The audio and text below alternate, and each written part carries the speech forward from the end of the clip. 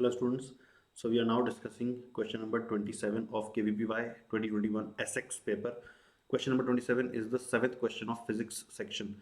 तो ये क्वेश्चन कहता है कि एक सिंपल पेंडुलम है जिसको हमने एक लाइट इनएक्सटेंसिबल स्ट्रिंग, तो हमने स्ट्रिंग यूज करी है। स्ट्रिंग और रॉड में डिफरेंस होता है, हमने स्ट्रिंग यूज करी है। तो एक एल लेंथ की स्ट्रिंग है, is attached to a heavy bob of mass m at rest. The bob is imparted a horizontal impulsive force which gives it a speed of root 4 gl. ठीक है, the speed of the bob at the highest point, ठीक है, ये carefully note करना, highest point g is the acceleration due to gravity. अब अगर मैं technicalities की बात करूं तो एक चीज जो क्वेश्चन में मेंशन करनी चाहिए थी लेकिन नहीं करी है वो है कि हमें एयर का इन्फ्लुएंस इग्नोर करना है। जनरली ये मेंशन नहीं करते हैं, हम अज्यूम कर लेते हैं, but for the sake of completeness of the given conditions बोल देना चाहिए था कि एयर की प्रेजेंस को इग्नोर कर दो। Anyways we are still going to ignore it. पहला पॉइंट तो ये। दूसरा पॉइंट ये है कि हमने स्ट्रिंग को यूज करा है। नाउ स्ट्रिंग में there is always a danger of string becoming slack during the motion, ठीक है। और स्लैक कब नहीं होती है, अब यहाँ पे अगर तुम्हें कुछ रिजल्ट्स याद हैं मोशन इन वर्टिकल सर्कल के, तो तुम्हारे चांसेस ज्यादा हैं इस क्वेश्चन को करेक्टली सॉल्व करने के। जैसे स्ट्रिंग के केस में बॉटम मोस्ट पॉइंट पे जो मिनिमम स्पीड देनी होती है वो √5 gl देनी होती है, तब ये पार्टिकल सर्कुलर मोशन कंप्लीट कर पाता है। अगर हमने इससे कम स्पीड दी तो सर्कल तो कंप्लीट नहीं होता है, यानी कि प्रेजेंट केस में सर्कल तो कंप्लीट नहीं हो रहा है। And therefore the question does not से कि हाईएस्ट पॉइंट ऑफ सर्कल पे स्पीड निकालो, ठीक है। इट सेज हाईएस्ट पॉइंट, यानी कि highest point of the trajectory of the Bob, ठीक है। तो √5 gl से कम स्पीड होने पे सर्कल तो फिनिश नहीं होता, ये तय है। लेकिन एक दूसरी चीज जो और तुम्हें पता होनी चाहिए कि अगर स्पीड √2 gl से ज्यादा होती है तो बॉब इस पोजीशन को तो क्रॉस कर ही जाता है, ठीक है। यानी कि स्पीड अगर इससे कम है लेकिन √2 gl से ज्यादा है तो ये बॉब यहाँ पे आते आते कुछ ना कुछ इसकी नॉन जीरो स्पीड होती है और ये इस सेगमेंट में मूव करता है। फिर यहाँ पे किसी लोकेशन पर टेंशन जीरो हो जाती है और उसके बाद से ये पार्टिकल फिर प्रोजेक्टाइल मोशन करने लगता है, मतलब कि इस पॉइंट के आगे से जो मोशन होता है वो प्रोजेक्टाइल हो जाता है। तो ये सारी बातें क्या पता होनी चाहिए थी, तो आंसर है यस। मतलब कि at least you should have this background कि ऐसा होता है कि स्ट्रिंग के स्लैक होने की पॉसिबिलिटी होती है, ये माइंड में होना चाहिए। और ये पता होना चाहिए कि ये वाला केस में स्ट्रिंग स्लैक होने वाली है, और अगर पता नहीं है तो एटलीस्ट माइंड में आना चाहिए ताकि तुम ये इन्वेस्टिगेट करके पता लगा सको, ठीक है। तो अब हमें पहले तो ये पता लगाना है कि ये स्ट्रिंग स्लैक कहाँ पर होगी, ठीक है। मतलब अगर मैं इस एंगल को थीटा कह देता हूँ तो थीटा की किस वैल्यू पर ये स्लैक होने वाली है, और अगर मैंने इसको थीटा कहा है तो मैं एक और एंगल मार्क कर देता हूँ, इसको अल्फा कह देते हैं, विच ऑफ कोर्स अल्फा जो है वो पाई माइनस थीटा है, but for sake of convenience मैंने इसको अल्फा मार्क कर दिया। क्यों करा है, क्योंकि अगर ये अल्फा है तो ये एंगल 90 माइनस अल्फा बनेगा। यानी कि अगर मैं वेलोसिटी वेक्टर यहाँ पे स्ट्रिंग के स्लैक होते समय जो पार्टिकल की वेलोसिटी है उस वेलोसिटी का अगर मैं हॉरिजॉन्टल से एंगल मेजर करूं तो ये भी अल्फा हो जाएगा। यानी कि इस पॉइंट के बाद से particle will behave as a projectile projected with a speed v which we have to find out, हमें नहीं पता अभी। and this projection has taken place at an angle of alpha from the horizontal, ठीक है। तो अब जैसे मुझे समझ में आ रहा है कि highest point of the trajectory ये वाला पॉइंट बनेगा, और जो मेरा आंसर होगा मुझे वो भी समझ में आ रहा है कि आंसर v cos अल्फा होना है, मतलब कि this is what I am looking for.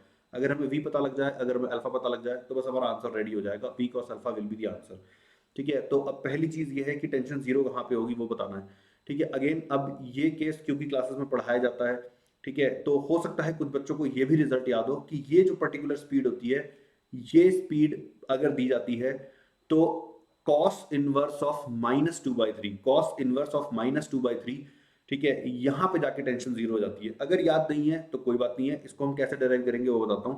इस केस के लिए हम tension as a function of theta उसको याद करवाई जाती है, मतलब क्लास के अंदर पढ़ा दिया जाता है कि अगर एक बॉब को हमने v0 स्पीड दी है बॉटम मोस्ट पॉइंट पे, तो थीटा एंगल डिफ्लेक्ट होने के बाद अब स्ट्रिंग में जो टेंशन है उसका जो एक्सप्रेशन होता है, ठीक है, मैं डिफरेंट कलरिंग से लिख देता हूँ। तो ये जो टेंशन का एक्सप्रेशन है ये होता है mv0 स्क्वायर/r, जो कि इस समय l के इक्वल होगा, ठीक है, और फिर -2mg और +3mg cos थीटा। तो ये फॉर्मूला होता है tension as a function of theta का। तो अगर रिजल्ट याद नहीं है तो यहाँ पे टेंशन को जीरो डाल देते हैं। v0 स्क्वायर जो होगा ये 4gl के बराबर हो जाएगा, रेडियस भी l के इक्वल है, तो यहाँ से आ जाएगा -2mg और ये हो जाएगा +3mg cos थीटा। तो अब अगर हम इसको सॉल्व करते हैं इसको सॉल्व करते हैं। तो देखो L से L कैंसिल हो गया, mg तीनों टर्म्स में से गायब हो जाएगा। तो यहाँ से cos थीटा की वैल्यू कितनी आ रही है, तो यहाँ से cos थीटा की वैल्यू आ जाएगी, जैसे ये बन जाएगा 3 cos theta is equals to 4 minus 2 is 2mg, जो कि उधर जाके -2 में कन्वर्ट हो जाएगा। m तो हमने ऑलरेडी हटा दिया है। तो यहाँ से देखो रिजल्ट वो आ गया जो मैं थोड़ी देर पहले बता रहा था। बहुत बच्चों को ये रिजल्ट डायरेक्टली याद भी होता है, इसलिए याद होता है क्योंकि जो स्पीड गिवन है √4gl, ये भी एक स्पेशल वैल्यू है। ये वो मिनिमम स्पीड है जो कि एक रॉड के केस में चाहिए होती है। अभी हमने स्ट्रिंग यूज करी है, अगर स्ट्रिंग की जगह रॉड होती तो रॉड केस में, रॉड भी मासलेस, हैवी रॉड नहीं, मासलेस रॉड अगर होती तो उस केस में बॉटम मोस्ट पॉइंट पे हमें जो स्पीड देनी पड़ती वो √4gl देनी पड़ती। और उस केस में रॉड के अंदर जहां पे टेंशन जीरो होती है, यानी कि जहां पे ट्रांजिशन होता है, जहां पे फोर्स टेंसाइल से कंप्रेसिव नेचर में कन्वर्ट होता है, वो पोजीशन होती है ये वाली cos इनवर्स 2/3 वाली। ठीक है, तो इसका मतलब हमें अल्फा की वैल्यू भी पता लग गई, cos अल्फा पता लग गया। जिससे थीटा को हम क्या लिख सकते हैं, हम लिख सकते हैं पाई माइनस अल्फा। ठीक है, तो cos पाई माइनस अल्फा को हम माइनस cos अल्फा लिख सकते हैं। ठीक है, तो यहां से हमें cos अल्फा तो पता लग गया, cos अल्फा हो गया 2/3। ठीक है, तो हमारा एम था v cos अल्फा पता लगाना, cos अल्फा तो पता लग चुका है, अब बारी रह गई v की। अब v पता लगाने के लिए तुम चाहो तो डायरेक्टली वर्क एनर्जी थ्योरम लिख लो। ठीक है, या फिर वर्क एनर्जी थ्योरम से ही जो एक्सप्रेशन डराइव होता है स्पीड का, ठीक है, जब ये चीज सिखाई जाती है, जब टेंशन का फॉर्मूला याद रखने को कहा जाता है, तो साथ में एक और फॉर्मूला याद रखने को कहा जाता है, और वो होता है कि speed as a function of theta का।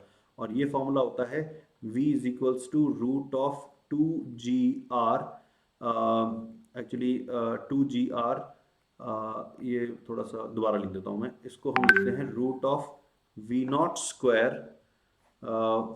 Square minus 2gr 1 minus cos theta, ये फॉर्मूला होता है। ठीक है, अगेन ये फॉर्मूला अगर याद नहीं है तो कोई चिंता की बात नहीं है, तुम वर्क एनर्जी थ्योरम लिख सकते हो। कैसे, इस पॉइंट को इनिशियल मानो, ठीक है, जनरल पॉइंट को फाइनल मान लो, जैसे इसी में इसको इनिशियल इसको फाइनल मान के तुम इक्वेशन लिखोगे तो ये बन जाएगी। ठीक है, तो इसको अगर मैं यूज करूं तो v की वैल्यू बन जाएगी रूट ऑफ v0 स्क्वायर बन जाएगा 4gl। ठीक है, और ये हो जाएगा -2gl और 1 माइनस कॉस थीटा, तो 1 माइनस -2/3, तो ये बन जाएगा 5/3।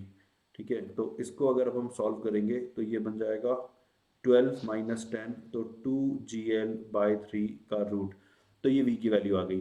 ठीक है, अब अगर ये v की वैल्यू आ गई तो हमारा जो आंसर बनेगा वो बनेगा v cos अल्फा, यानी कि √2gl/3 इंटू 2/3। ठीक है, तो अगर ये 2 को भी मैं रूट के अंदर ले जाऊं तो मतलब ऐसा ऑप्शन ढूंढ लेते हैं हम, तो ये हो जाएगा 8gl और नीचे 27, एवरीथिंग इन रूट। तो v cos अल्फा की वैल्यू आ रही है। Let's see if we have an option like this, so I do see option D like this, so option D will be the correct option. So I hope you understood the solution guys. और ये solution देख के अगर तुम्हें ऐसा लग रहा है कि इसमें तो बहुत कुछ था जो तुम्हें पहले से नहीं आता था, तो इसका ये मतलब है कि तुम्हें मोशन इन वर्टिकल सर्किल को अच्छी जगह से कहीं से रिवाइज करना चाहिए जहाँ पे ये चीज़ें डिटेल में पढ़ाई जाती हैं। और ये रिजल्ट्स याद करके रखो, क्योंकि इस टॉपिक के क्वेश्चन तुम तभी एड्रेस कर सकते हो जब तुम्हें ये थ्योरी ऑलरेडी पता हो, तभी तुम क्वेश्चन को एफिशिएंटली एड्रेस कर सकते हो, यानी कि एग्जाम में तुम कम टाइम के अंदर सॉल्व कर पाओगे। ठीक है, this is something that you don't know, then you must investigate, and this is a QR code that you must scan and check out what is present here. Thank you students, I'll see you in the solution of the next question.